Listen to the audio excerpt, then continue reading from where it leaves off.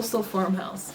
So it's like, you know, you got the blues, the tans, the whites, and a purple color. You know, it's like beachy, but it's not too tropical. And zoom in from Ikea. I don't know if you can see it. There we go. So I like this because look, it has 9 pictures all in one thing, and it's all beach related. I was like, so I got this rug, and that goes with my theme.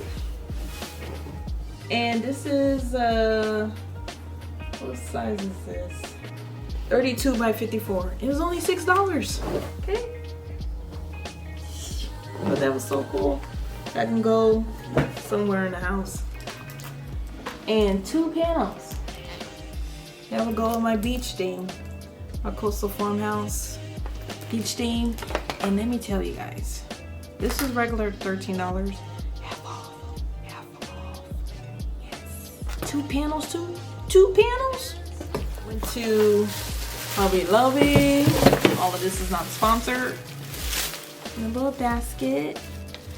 And this was half off because normally, not every week, but every other week, they will have their, like this week was like wall decor. Everything that's on the wall, you really have to read the sign and fine print. Because I used to work at Hobby Lobby, I know.